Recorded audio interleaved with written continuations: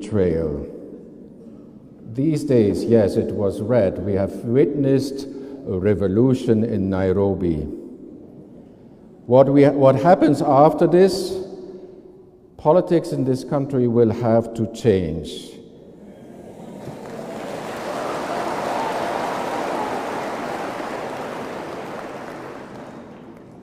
If the government wants to allay the fear and the anger not only of the youth, but of all the Mwananchi, of all the hustlers of this great country, they cannot continue and do business as usual.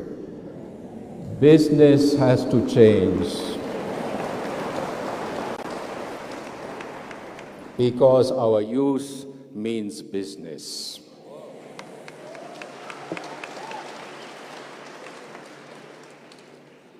As with all revolutions, and also this one, unfortunately but nearly inevitably, was accompanied by violence.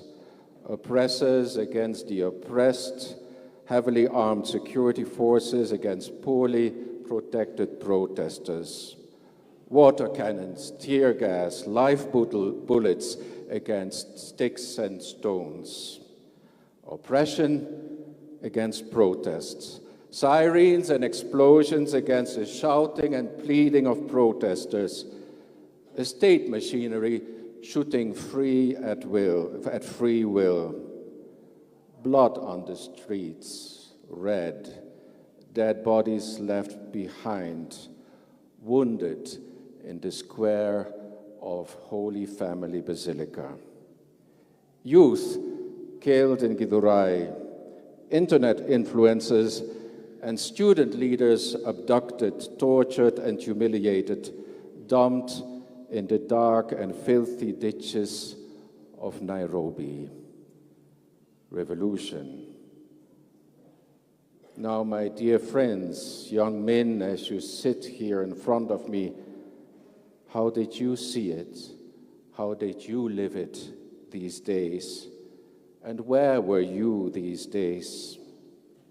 Maybe you felt the need to join. Maybe you wanted to shout with your age mates, with Gen Z. You wanted to shout for justice and freedom for all. Ask yourself, where do you stand in all this?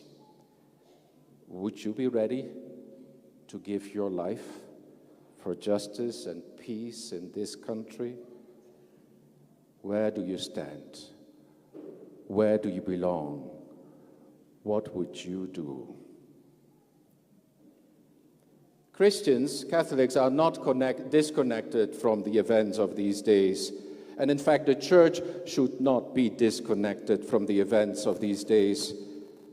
And after an initial hesitation at Holy Family Basilica, when it had closed its gates so that protesters could not enter, on Tuesday, however, it opened its gates so that people could receive water, wash their faces, drink a bit, so that the wounded could be treated at a field hospital that had been set up within the compound.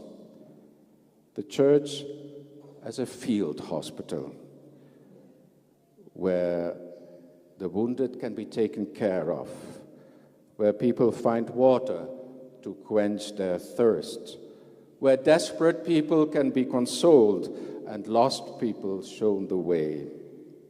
It happened all very concretely these days there on the square of Holy Family Basilica in the center of town in CBD. Thanks, I would say, to the young doctors and nurses who offered their services, and thanks to the lawyers who watched the scenes unfold to build up their cases. Thanks to the priests and the religious whose habits and albs were smeared with dirt and blood as they brought in the wounded and consoled those in pain and despair. They were the images of the Good Shepherd taking the lost sheep on his shoulder. And they took on, as Pope Francis would say, the smell of the sheep. And together with doctors and nurses, with lawyers and psychologists, they were like the Good Samaritans, cleaning wounds and bandaging them,